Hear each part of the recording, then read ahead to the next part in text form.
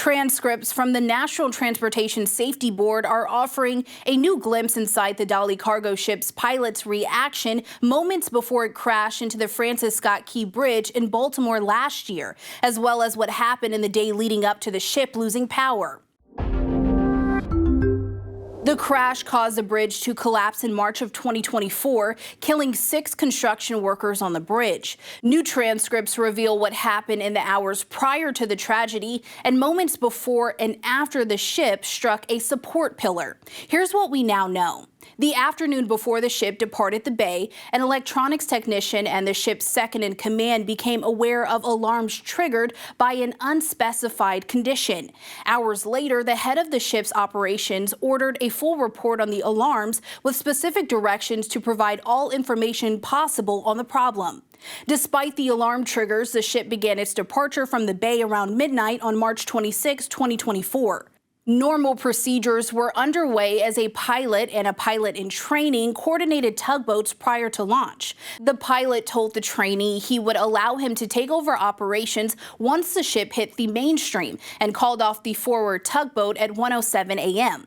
A casual discussion continues until 1:24 a.m. when multiple alarms sound and power is subsequently lost. Over the next 4 minutes leading up to the crash, orders are shouted and warnings are sent out to shut down the Key Bridge. After steering capability is lost and efforts to deploy an anchor fail, the ship crashes into the bridge. At 1:29 a.m., the bridge can be heard on a recording crashing into the water. A person believed to be the training pilot shouts, "The Key Bridge is down." Moments later, the pilot asks, "What did we do wrong?" Sal Mercogliano, a maritime expert who hosts What's Going On with Shipping on YouTube, says actions the pilots took prior to the crash were not misguided after reviewing the transcripts. The reaction from the crew seemed to have been exactly what you want, at least on the bridge side. Captain initiated plans to drop the anchor. There were issues with dropping the anchor. Even if you drop that anchor, it made no difference in the world. You are not going to turn that ship.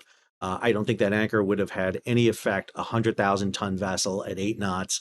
It's not going to do anything. He also notes proper procedure was followed to alert those operating the bridge of the emergency. The pilots fortunately got on the radio, on the phone, alerted the bridge crews, stopped traffic on it. Unfortunately, couldn't save the 6 men who died on the bridge and 1 other who went in the water but was saved. While tragedy struck, Mercogliano believes the incident could have proved much more deadly. But fortunately, they stopped all other traffic on the bridge. This didn't happen during daylight when it would be even more crowded on the bridge. He also says once the ship's engine went out, all hope was lost for avoiding the bridge. They had literally almost no control. The ship was completely under inertia.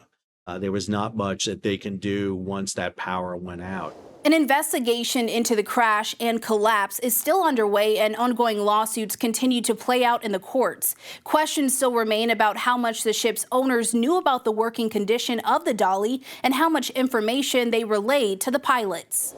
For Straight Arrow News, I'm Kaylee Carey. Find more fact-based news right now by downloading the Straight Arrow News mobile app or head to san.com.